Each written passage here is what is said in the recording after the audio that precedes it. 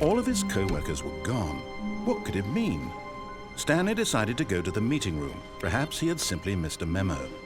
No matter how hard Stanley looked, he couldn't find a trace of his co-workers.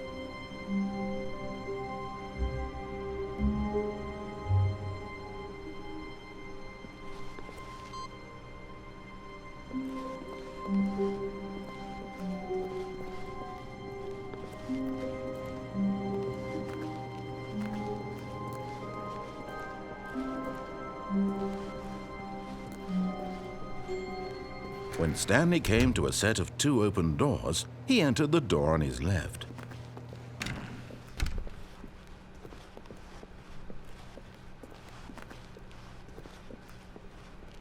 Yet there was not a single person here either. Feeling a wave of disbelief, Stanley decided to go up to his boss's office, hoping he might find an answer there. Coming to a staircase, Stanley walked upstairs to his boss's office.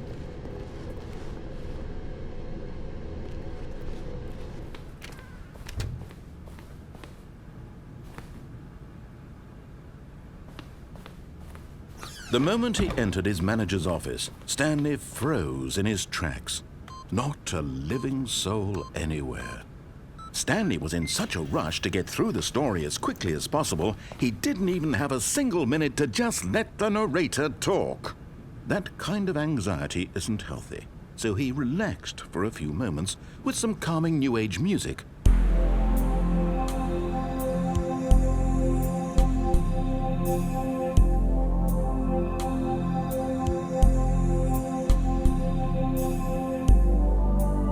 Feeling soothed and rejuvenated, Stanley calmly walked forward into the opened passageway.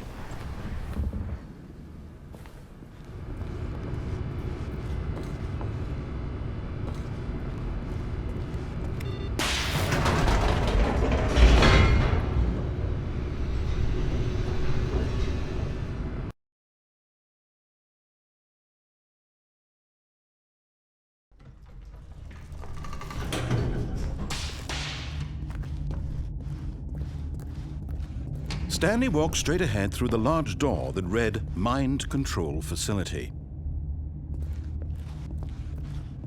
Although this passageway had the word Escape written on it, the truth was that at the end of this hall, Stanley would meet his violent death.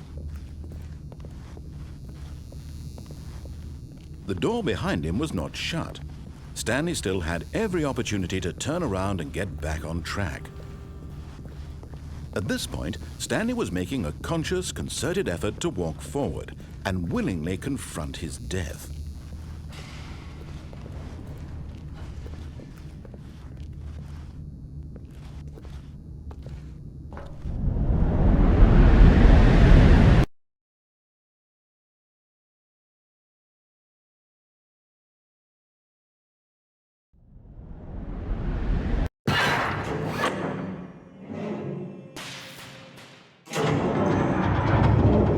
As the machine whirred into motion and Stanley was inched closer and closer to his demise, he reflected that his life had been of no consequence whatsoever.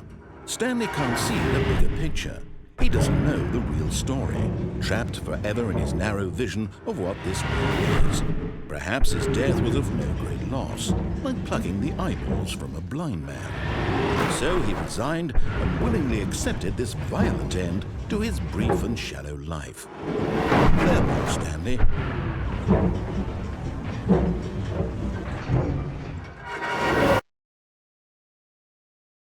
"Farewell, Stanley," cried the narrator, as Stanley was led helplessly into the enormous metal jaws.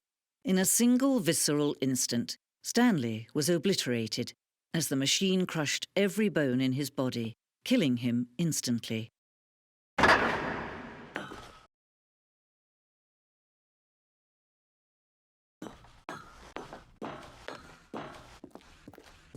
And yet it would be just a few minutes before Stanley would restart the game, back in his office, as alive as ever. What exactly did the narrator think he was going to accomplish? When every path you can walk has been created for you long in advance, death becomes meaningless, making life the same. Do you see now? Do you see that Stanley was already dead from the moment he hit start?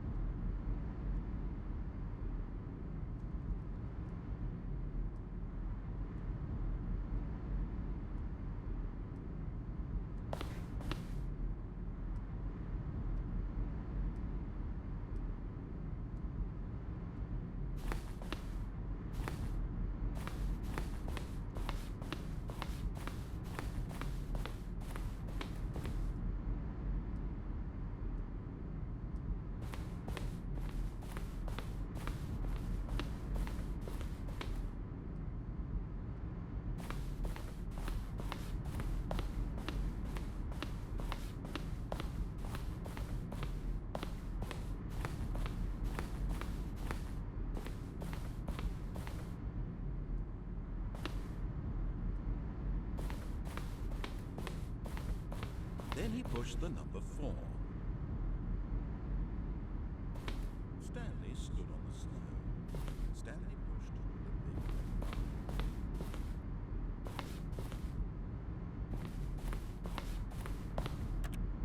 Nothing there. Shoot. Well, try the other one. Where were all of his co-workers? Oh, I don't know. How about they're throwing a surprise party for him for all his button pushing? Does that sound plausible to you? Stanley jumped in the river.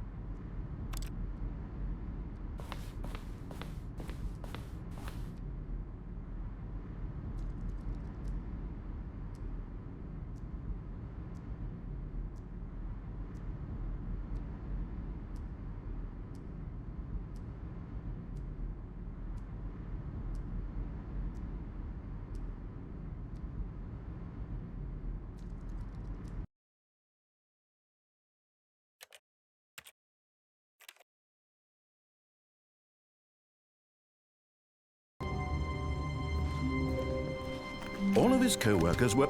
Wait, no. This isn't the right office, is it? Is this Stanley's office?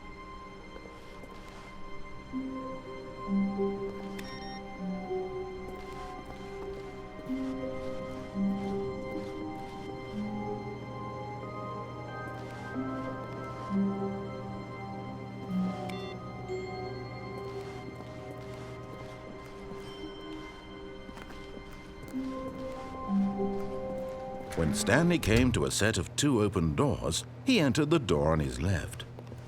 This was not the correct way to the meeting room, and Stanley knew it perfectly well. Perhaps he wanted to stop by the employee lounge first, just to admire it. Wow, yes, this room. What a beautiful room. What a gorgeous, gorgeous room. Thank goodness Stanley, but eager to get back to business, Stanley took the first open door on his left. Stanley was so bad at following directions, it's incredible he wasn't fired years ago. Look, Stanley, I think perhaps we've gotten off on the wrong foot here. I'm not your enemy, really, I'm not. I realize that investing your trust in someone else can be difficult, but the fact is that the story has been about nothing but you all this time. There's someone you've been neglecting, Stanley. Someone you've forgotten about. Please, stop trying to make every decision by yourself. Now, I'm not asking for me, I'm asking for her. This is it, Stanley. Your chance to redeem yourself, to put your work aside, to let her back into your life. She's been waiting. That's her, Stanley. You need to be the one to do this, to reach out to her. If you can truly place you... Oh, no, you can't... Did you just unplug the phone? No, that wasn't supposed to be a choice. How did you do that? You actually chose incorrectly? I didn't even know that was possible. Let me double check. No, it's definitely here, clear as day. Stanley picks up the phone. He's taken to his apartment where he finds his wife, and the two pledge themselves to one another. Music comes in, fade to white, roll credits. Not picking up the phone is actually somehow an incorrect course of action. How is that even possible? None of these decisions were supposed to mean anything. I don't understand. How on earth are you making meaningful choices? What did you... Wait a second. Did I just see... No, that's not possible. I can't believe it. How had I not noticed it sooner? You're not Stanley. You're a real person. I can't believe I was so mistaken. This is why you've been able to make correct and incorrect choices. And to think I've been letting you run around in this game for so long. If you'd made any more wrong choices, you might have negated it entirely. It's as though you completely ignored even the most basic safety protocol for real-world decision-making. Or did you not grasp the severity of the situation? Well, I won't have that kind of risk on my watch. I'm going to stop the game for a moment so we can educate you properly on safe decision-making in the real world. Please observe this helpful instructional video. Choice. It's the best part of being a real person, but if used incorrectly can also be the most dangerous. For example, in this scenario, a hypothetical real person named Stephen has a choice. He could spend years helping improve the quality of life for citizens of impoverished third world nations. Or he could systematically set fire to every orphan living in a 30-kilometer radius of his house. Which choice would you make? Remember that unlike here, the real world makes sense, and at no time should you make a choice that does not conform to rational logic. If you find yourself speaking with a person who does not make sense, in all likelihood, that person is not real. Allow the person to finish their thought, then provide an excuse why you cannot continue talking. Turn to a partner and practice saying, "My goodness, is it 4:30? I'm supposed to be having a back, sack, and crack."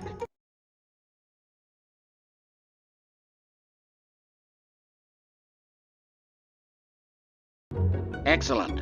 Making choices on a regular basis is the best part to a healthy decision-making process.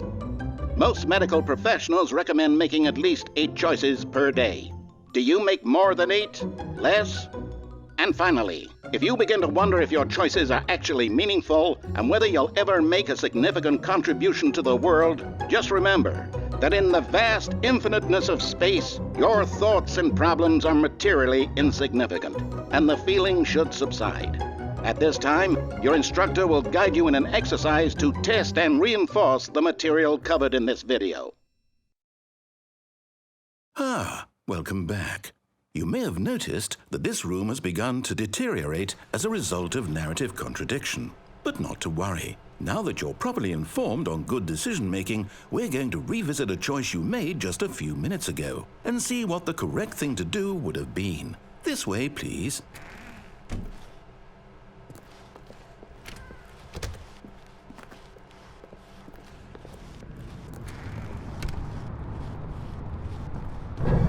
Now that we know your choices are meaningful, we can't have you jumping off the platform and dying. Imagine the main character dying senselessly halfway through the story. That story would make no sense at all. We just need to get you home as soon as possible before the narrative contradiction gets any worse. Unfortunately, it seems this place is not well equipped to deal with reality.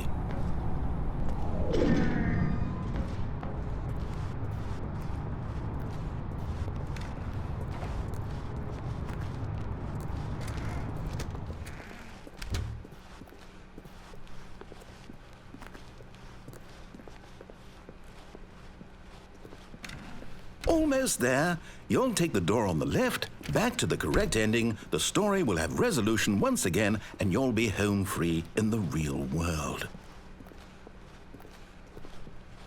Now remember, all you need to do is behave exactly as Stanley would. That means choosing responsibly and always putting the story first. I'm quite sure you'll be up to the task. Just follow my lead and you'll be fine. All right. When Stanley came to a set of 2 open doors, he entered the door on his left.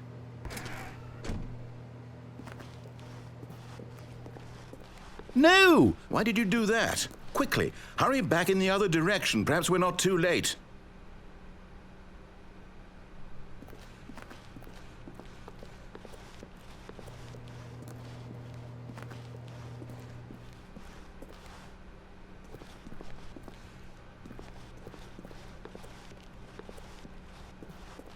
Oh, it's ruined.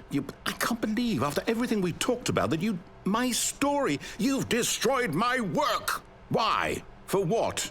What did you get out of that? What did you think was so special about seeing the game undone, left here like so much garbage? It's worthless now. And what am I supposed to do? Even if there were a way to continue, would it be worth it? To know that my story is now incorrect? How can I go back to that? I can't erase that knowledge. I'll have to live with it forever, reliving its impossibility forever. I couldn't live that way. Is it better to shut the game down entirely? To willingly destroy all of my work? I don't know. What's the answer? What do I do? What do I do? What do I... No, I have to. I have to shut the game down. I have to. I have to.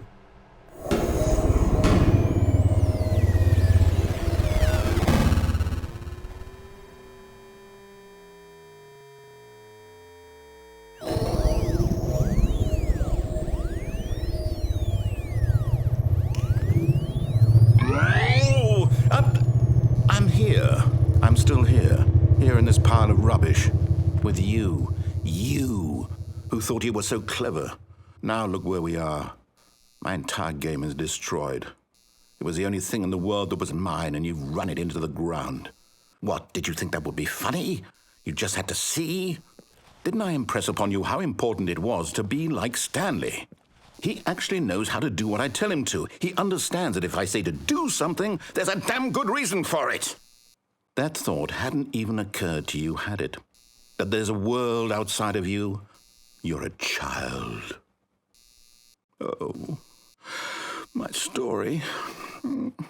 If you'd just gone through the door on the left, you would have seen it. There was a whole underground facility. You would have destroyed it and been victorious. It would have been so perfect. I worked so hard on it. I tried so hard. Behave exactly as Stanley would. That means choosing responsibly and always putting the story first. I'm quite sure you'll be up to the task. Just follow my lead and you'll be fine. All right. When Stanley came to a set of 2 open doors, he entered the door on his left.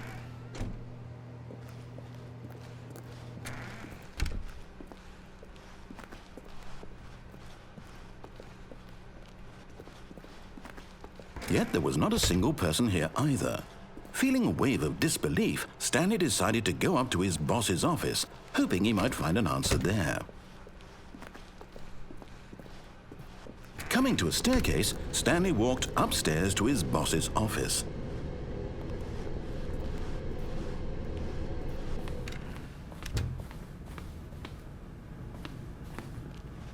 Stepping inside his manager's office, Stanley was once again stunned to discover not an indication of any human life.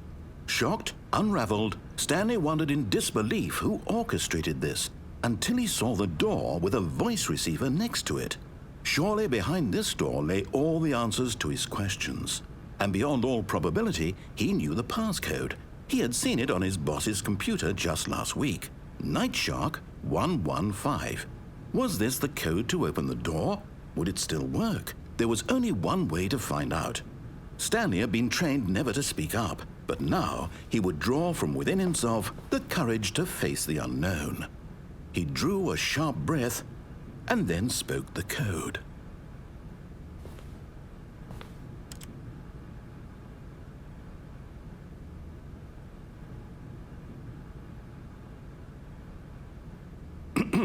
Stanley spoke the code. Night Shark 115. He spoke it into the receiver, right there on the wall.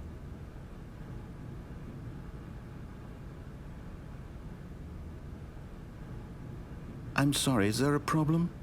You didn't mishear me, did you? Please speak the code into the receiver. Otherwise, we can't get on with the story. This is a crucial step.